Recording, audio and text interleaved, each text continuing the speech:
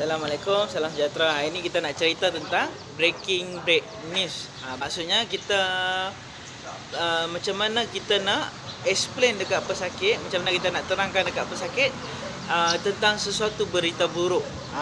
Okey, contoh pesakit yang kemalangan jalan raya, kita guna ambulans sampai di lokasi mendapati ada kepatahan terbuka dekat kaki.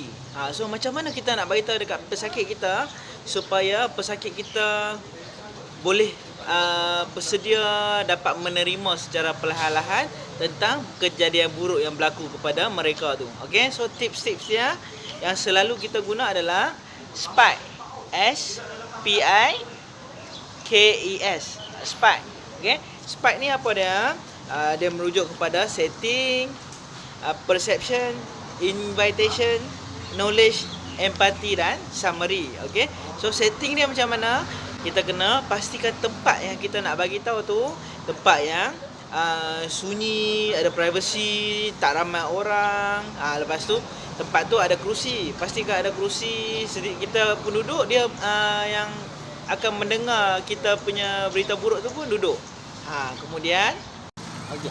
So setting kena pastikan tempat tu lah keadaan yang selesa, janganlah panas pula kan.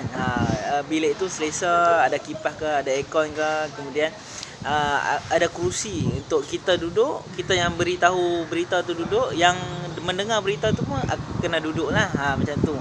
Kemudian pastikan tempat tu sunyi, ada privacy, tak ada orang lain yang dengar, macam tu.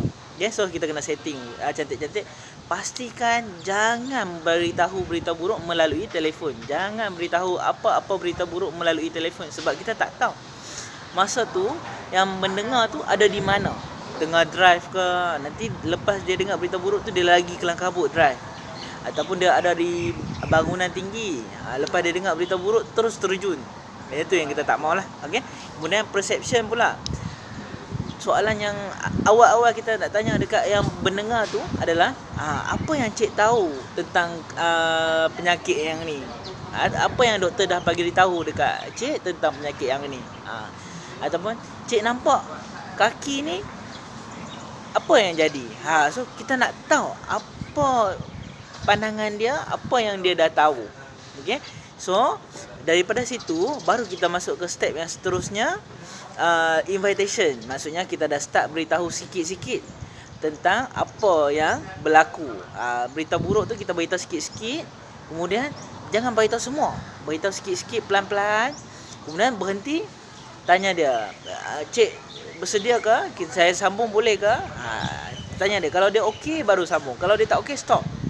Lain kali pula kita sambung. Macam tu. Okey, pelan-pelan kita beritahu sikit-sikit setakat mana yang mendengar tu nak tahu. Okey. Kemudian kita ke step yang keempat, knowledge. Kena be direct. Kena direct cakap dengan dia. Take time tapi cakap tu direct. Jangan ada kiasan-kiasan dah lah. Lepas tu gunakan bahasa yang senang difahami.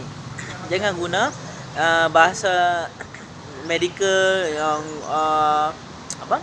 yang standard doktor kan. Dan yang dengar tu susah nak faham lah. Okay. Kemudian step yang kelima, sentiasa ada empati lah. Okay. Kita kawal emosi kita. Dalam masa yang sama kita kena berfikir macam mana kalau kita berada di tempat orang yang dengar berita tu. Kena ada empati lah. Kemudian semasa empati ni, semasa beritahu berita buruk ni, kena sentiasa ada safety first.